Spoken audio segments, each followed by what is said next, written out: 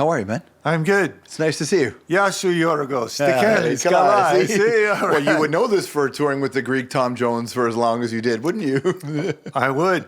We didn't tell him he wasn't ever. But, That's right. The one and only Kim Mitchell. It's a real pleasure to have you on the show. Thank you. Thank you for having me. Finally, it's all my fault that I wasn't here earlier. I know you asked a couple times. I was a little busy, so you had other stuff going on. Well, you had a show, then you had health issues. You had a lot going on. You're a busy guy. You're good now? Yeah, I think so. Nice. Yeah. Talk about the reissue of this song and the collabo. Okay, sure. Well, Barenaked Ladies, I kept hearing word that Barenaked Ladies would do songs of ours in sound checks, and they're big fans and stuff like that. So Ed and I were talking one day, and I said, you want to do something sometime? And he said, yeah, we'd love to. We'd love to do it. And the idea of doing Diamonds came up. And, of course, you kind of take a second and you go, ooh, who does a redo on one of their own songs? But, well, it's kind of weird. And people love the classic. They're attached to that. So we wanted to do a nod, sort of just a nod to the song, the classic, but not make it a period piece. And Ed's comment was, just as long as I get to sing Never Wanna Be Lost Without. They were so into it. And the session was so nice that those guys, what blew me away about them was how focused they were right to the end of the session. Yeah. Sometimes as it's winding down and the things are getting finished, guys wander off and they start to play pool or whatever. They're right in there the whole time. Especially Kevin Hearns, he's just like right in there, musical director almost. So, and they're huge fans of music, but they're also so pro. That's one of the reasons why they're so successful to this date is because they do the work. Mm-hmm. They do, and they're. I was always remember I was working in the radio station, and they played on the roof of the chorus building, and I was blown away with how musical they were and what great sounds they have. Some bands that after they've been together a while, they just kind of flick a switch on it. And it's just like, wow, that just sounds great. And the energy that's being transmitted is wonderful. And as opposed to like sort of hacking around and, at a Kim Mitchell show. I'm sure the Kim Mitchell shows, I've seen them. They were great. It felt natural. Are you a reflective guy? Do you revisiting this song, would give you a reason to kind of just listen through the catalog and think about the things you've done? I rarely go back and listen to much of it. I'll play some of it at home sometimes, just on my guitar and just sort of revisit. But I don't sit down and listen to Max Webster albums. No. The odd time I'll hear something, but... Kim's got his guitar with him right now. What's your go-to? What's your first Kim Mitchell song you'll play? First Kim Mitchell song that I would play would be Kim Mitchell or Max Webster. Either, like when you pick up your guitar. I like On the Road, a Max Webster tune. I play that at home often just because I love the lyric content, and the lyrics sort of sum up for me in a really cool way what it is like on the road. Most of the road songs are about shows and babes and so it's like it's not really like that to me. It's a little bit different. And On the Road sort of did that, had all the stuff, all the elements lyrically in it for me. That how does it sound? How does it sound? How does it sound when you play it on this? It sounds nice. Yeah. Do you want me to play it? Yeah, play some. Yeah. Another reason why I play is I always think about Sexton because he sang it with me once, and he says, "Oh man, we got to do that song."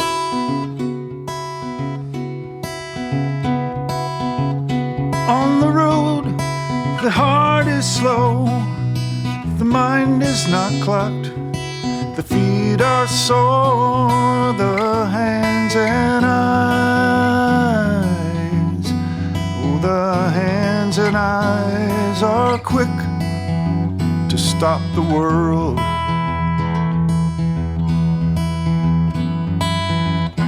On the road, confirm something about yourself, confirm something about your mold. Some say it needs freedom, freedom some says when you get back home. Fights and rights, embassies and fantasies, one-street towns with stoplights, one-stop streets with no towns. I don't need the patter, I don't need assistance to review the show. On the road, the heart is slow, the mind is not clocked, the feet are sore, the hands and eyes, oh, the hands and eyes are quick to stop the world. I like to keep my pearly whites, I don't want my shirts to keep a fit. I want a good steak once in a while, a checkered cap to go once in style. Freedom, some say, is when you get back home. Howls of laughter, sights and sounds, movies and groupies, one day lover, next day you're down. I like to keep my pearly whites and have a little stride in life. I'd be sometimes late, I'd be sometimes early, I'd be sometimes late, sometimes early, and surely once in a while, oh, and surely once in a while, I'd like to be alone.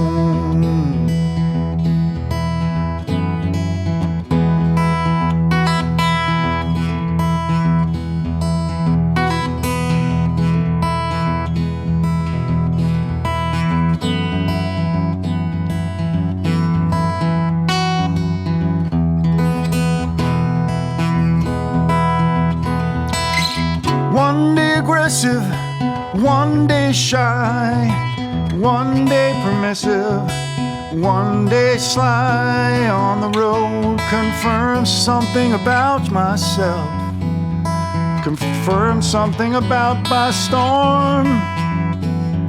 And some say it needs freedom, freedom, some say, is after the storm.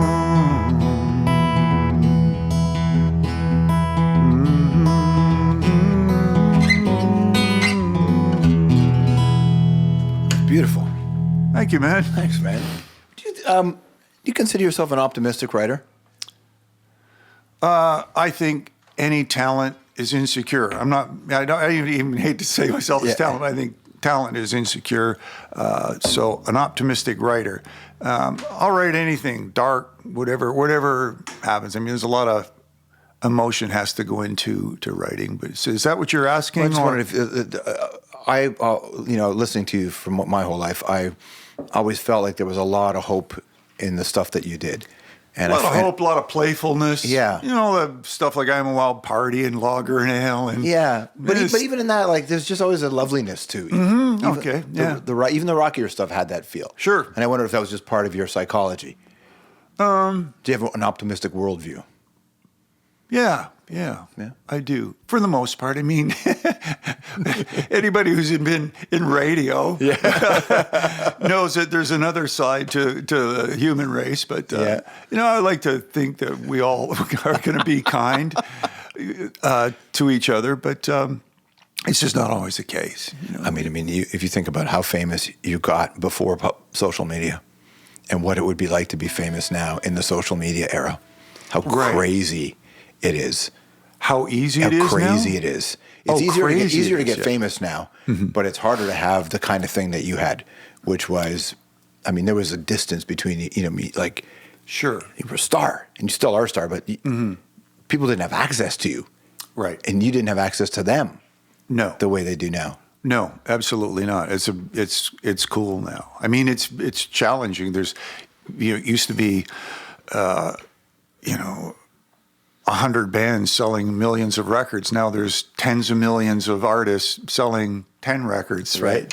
So it's a little odd that way. But the beautiful thing about the way the whole system, if we can still call it a business, works now is it's obvious you start to do well online and you're selling out shows everywhere. So, and that's always kind of, if we're talking about money and monetizing your art, that's that's all right. Yeah, play shows. Yeah, through the shows. I mean, I think even Mick Jagger said the Stones didn't make that much on records. It was always just live stuff. And, no kidding. $7,000 per ticket. Yeah. That's what it's like. That's what it is. For you, when we hope when people hear this song, we're playing the song with you and the Barenaked Ladies, and even if there are people who maybe didn't know your output, and we'll go back and revisit some of it, it's kind of hard to put into words to people just how big your run was on the radio. Like, it was as big as it gets in this country. What did it feel like from the inside? Radio? Just in general. Like you're talking about radio airplay and just airplay, your concert sales. Yep. I mean, you were now there's a lot. People talk about Drake now because Drake has done some stuff for sure, and of course we had Rush and Neil, but there weren't that many people who've ever had the run you had here. Like no, like that's no. I thought I'd be in my third career like long ago, George. Yeah. The fact that I've gotten to do this for so long kind of blows me away, and how well it's gone. I mean, as recent as last summer, we were really busy, and it was amazing. Now, we're not doing huge festivals. We're doing the Peach Fest in Kelowna and this fest and that fest, but people are coming out. Yes. Lots of people are coming out and really digging the band, and a lot of new people, a lot of young faces going, wow, man, I never knew it was like this intense live. It's so good, How do you do it? It's like, you just get up there, a good shot of Jack Daniels before you go on some nights. Well, it helps also to have a bunch of fucking hits. That also helps, doesn't it? Yeah, I guess it does, some of the stuff. But, what I like is some of the people, the younger people who come out who you can tell it's sort of quite new to them, and they're digging it. I prefer people who kind of don't know, watching them and speaking to them about it. So, the older we get, we always remember ourselves at a certain age. I always think I'm 27, but I'm 46. How old are you in your head? I'm still like when I get on stage, I still sort of feel like that guy in his 30s, up on stage doing his thing. I think the feeling of those couple hours has become more intense for me, especially after a health problem that I had and a heart attack, right? Yeah, and it's just what I get from it is just so beautiful and so satisfying, and it gives me life. I know I said that kind of stuff sounds cliched and boring, but it really is. It really has saved me in so many ways from many things. Has it? Yeah. Dude, if you didn't have that reaction after having a heart attack, then it would be lost on you. Yeah, you better learn something from this, right? Yeah, exactly. Did it rattle you at all? Did it make you feel vulnerable? Did it set you off in a wrong path at any point when you dealt with that? No. Are you talking about the heart attack thing? Yeah. After no, I got you have to get your stuff together pretty quick, and so I was just kind of lucky I got through it because the kind I had, not many do. So I'm just happy to be here, man. Hanging out, playing some acoustic guitar, playing a couple tunes, waking up every day, walking my dog Webster. And it's of course, then again, when you own a dog, it doesn't matter who you think you are or what you've done in life. The first 15 minutes, you're picking up dog poo in your life. Right. 7 days a week. It's like, I don't care who you are. How old is Webster? He's 7. Yeah. He was a rescue. He came. He came with that name. So, come on. Yeah. I mean, what are the chances? Is that one of the reasons why you picked him up? Because his name was part Webster? of it. Yeah. I was in a relationship at the time. She said, "We have to have a dog. We have to have a dog." So, and she said, "Look at this guy, Golden Doodle. Let's get him." And I look and I see his name's Webster. I'm like, "What? Okay, sure. Let's go see him." And then you went and got it. Right. And he was friends with another dog named Getty. So that was pretty weird. There's a picture of Getty and Webster hanging out at the dog park. Okay, enough about dogs. Sorry, George. No. Listen, it's your life. I like to know, what makes you happy and what brings you that joy. Yeah. And how ironic it is that you have a dog called Webster. Yes, he's awesome. Yeah. What was the first song you ever learned on guitar that you taught yourself? Well, it would be. It's just all the early stuff on top of Old Smoky, which I can't even play. Just real simple stuff as an 11-year-old taking guitar lessons. But one day, I was sitting in the guitar. I remember being in a lesson, and out came this dude. He had stuff in his hair. He had a white shirt on with a collar, and he just was the grooviest dude. He came out with a Fender electric guitar. And I'm like, whoa! I'm just kind of looking at this guy like, I want to do that. What is that? And I have a brush cut. I'm this nerdy kid with an acoustic guitar, and because I could hear him in there going, that guy just kind of surf, And he had the tone and the tremolo going. I'm like, oh man, that's the early stages of rock and roll. Could hear him playing some of that, just stuff like that. And I was like, wow. I want to do that. So it was this idea of rebellion that was happening on guitars all around the world. Mm-hmm. And I think, in the post-war era too, it was the beginning of that. Even if you watch Wild Ones now, this great Marlon Brando film, and you listen to the music that they were dancing to, and it's all pre-rock and roll. Yeah. So it's swing, and of course there was black music that was happening, but it hadn't quite crossed over. Mm-hmm. So all that stuff you're talking about is the beginning of its youth figuring out what youth culture is going to be. Yep. And for a long time, it defined youth culture. It must have been so incredible. And it still keeps doing that every new generation, so which is a great thing, finding their own beat, their own rhythm, their own thing, man. Right. What was the first artist you became obsessed with? I became obsessed with. I guess Jimi Hendrix was the first one. I just thought he was doing something, reinventing something. I'd never heard that sort of stuff. And when I look back at his career, everyone's favorite album was his first record. That was probably my least favorite. I think it sounds kind of yucky. Great tunes, but it's like, ooh, God, he put that thing on. It's like, oh. Axis sonically. Axis is my favorite record. Axis and Electric Ladyland. I loved Electric Ladyland just because of the jammy aspect of it. And then the more you learned about that record, about the keyboard player the Hammond player who played on it, and he was a big part of this. I think the song's called Still Raining, Still Dreaming, and Jimmy never paid him, and just stuff like that. It's like, what are you doing? What is this? He tells this big story. Yeah, we were jamming, and and I'm like, wow, that's the guy talking, that cool Hammond part. He's kicking the pedals, he's playing the bass, and all this cool stuff. And then at the end he goes, yeah, he never paid me either. So I always made sure that I paid my musicians. Even now, in this day and age when I record, I've been doing some recording and having people in, extra people. So I was like, oh man, I'm happy to do it for free. I'm like, no, I'm going to pay you. Yeah, you have to pay. I have to. I heard Steve Vai say, I'm paraphrasing this quote, but he said, you listen to that Jimi Hendrix stuff. He said, like, technically, Steve Vai was talking about himself, saying, like, I could play that. I could probably play it better than Jimmy played it. I just could never have thought of it. And that so much of this is the ideas, the things that he was thinking of. Mm-hmm. He's like, no matter how technically proficient somebody is, it's just hard to think of those kinds of things. Sure. And I would disagree with him on he can play it better. I was paraphrasing, yeah. Yeah. And that's fine. I just think every musician when you find your own music, that's your music. And someone can play the notes and they can try and express it in the same way, but it kind of reminds me of amplifier modeling. It's never as good as a real amplifier. So it's never as really going to have the mojo and that moment that happened that Jimmy had. So. Well, and this is the essence of what is the essence of good music and the essence of good rock and roll. Yeah, is that inexplainable mojo. Uh-huh. And is it the kind of thing that visits you temporarily, or is it like, do you sit back and think, you know what, for about 18 months, I was doing things on a guitar without even thinking of it? Well, for me, mojo is just a moment. It just happens. And a lot of times, I'm not sure that moment can be recreated even by the guy who created it.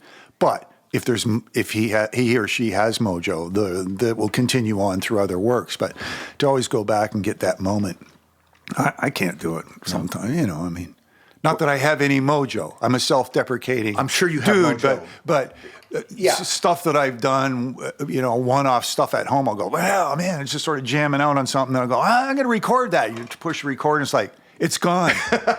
Where did it go? Meanwhile, it's on my phone. It sounds like Hal's, like a little speaker the size of, you know, a pin. It's like, wow, okay, I'll listen to this. No, I can't do that anymore. I mean, I can play the notes, but there's some kind of thing that goes on. That's a beauty of music to me, is that wonderful interaction. And is there a song that we know that you've done, like a Kim Mitchell song that even became a hit, where you're like, the demo was better? Or when I thought of it, it was better than what talking demoitis. Yeah. That's a real bad disease. I think a lot of artists have demoitis. Truth be told, I've been circling this song called "The Old Marriage Waltz" that I've been recording, and just this morning before I came back here, I went back and listened to the demo, and I went, oh, man. That's got some. So I started importing the demo stuff into playing with the drums, and I'm glad it's fitting. So, yeah. But run with that take. How long will that take? No, Ray, run with that take if you've got it. Oh yeah, absolutely, yeah, absolutely. Why not? I mean, there's stuff moving around. It's not perfect, but it just there has a feel that you work on something a couple weeks at home, and then you go, yeah, it's there. It's pretty good. And then you go back and listen to the demo, and you go, no, man, it sucks. It's terrible. My day's starting off really bad. I better get in a better mood. I have to go do the Strombo Show. Listen, I love when I used to hear you on Q107 because you did that bit, Damn, I Wish I Wrote That, which was such a cool bit. You would sit with your guitar and you would just talk about a riff and then you would play it. Sometimes, yeah. I'm not really good at picking up that stuff all the time. Pick up some stuff, but I'm not a cover tune guy. Yeah. There's not a lot of stuff I sit down and I'm going to learn that song. I want to learn how to play that riff. But there was some stuff that I could hack my way through. So. Can you play a cover set somewhere? Do you know enough to play? Could I do a cover set? Yeah. No. So if some band asked you to join them, you'd be like, sorry. Oh, no. I go see musicians all the time. Like, hey, you want to come up? It's like, I don't know anything. So I don't know what you're playing. And meanwhile, it's cover stuff. Yeah. It's like. Who's the biggest people you've turned down? Have you turned down? Oh, no, I haven't. You mean, have I turned down gigs? Yeah, no. I mean, like, has there been like a big band that said, come up and play with us? And you're like, fuck, I don't know your tunes. No. Well, okay, I did Rush's sound check once. Yeah. I learned, what was it? The Xanadu. Yeah. No.